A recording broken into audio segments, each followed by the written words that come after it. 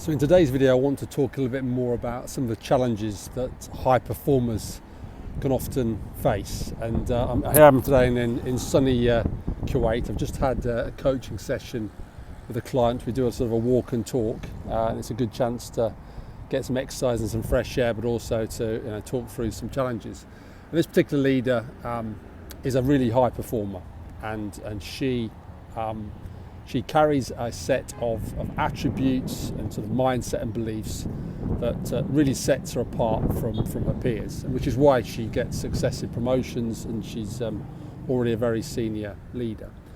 But one of the things that she faces, one of the challenges that she faces and many high performers face, is this concept of burnout. Because although the attributes and the sort of mindset of a high performer makes them very successful. So typically high performers, if you look at their personality, they're often highly conscientious people. So they're very industrious and they're very orderly. So they'll put in extra effort, they'll stay longer than most people in the office, they'll work later, they'll work at weekends. They have an engine that allows them to work very, very hard. They're generally very resilient, so it means they can put themselves in quite tough situations and stay there for long periods of time.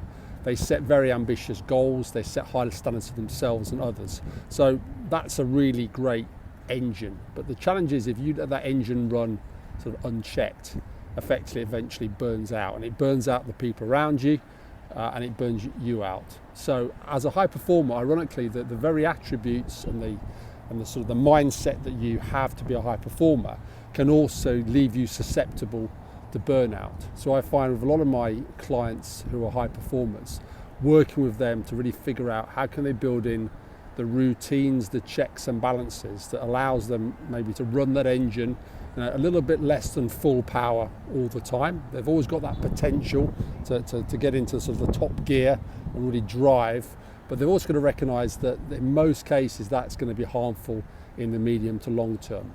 So some of the things I think about with my clients is really ask them to think a couple of things. One is they need to look at their whole life. So typically these people, high performers, are single-minded, and they put everything into their work and their job, often to the detriment of their relationships and their health and other things that in their life that actually are very important. So often asking the clients to really consider what are they really working for? What is it all really about? To take a bit of a step back from the day-to-day and the specific business they're driving, to really think about their total life. And often when they do that reflection makes them realise there are other elements of their lives they want to build out on.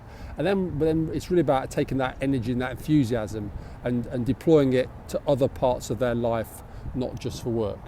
The other area I'd say that it's useful for people to consider is really this idea about how hard you need to work. Now there is this sort of sense that the more successful I am, the harder I have to work.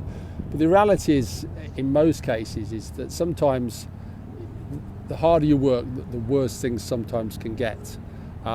So as an example, if you're a founder and you've driven your business to a point of growth, you've learnt through experience that your effort is sort of single-handedly driving the company forward.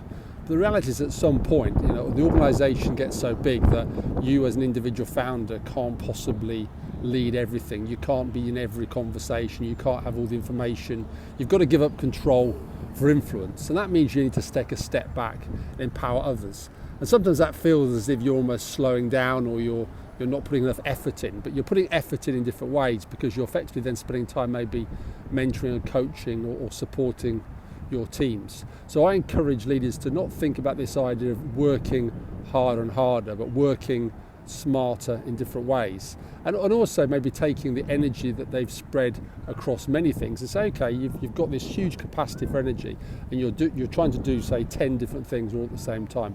Why don't you just give yourself permission to say, for the next 6 months, you're just going to focus on 2 or 3 elements of your life. So you still take all that energy, that passion, that industriousness that you find it hard to switch off, but you focus it in a much smaller target. So it's almost you have like a main effort. What is the work that matters most? And focus your energy there. So often it's not about necessarily always slowing down or doing less, but it is maybe about doing things in a more focused way.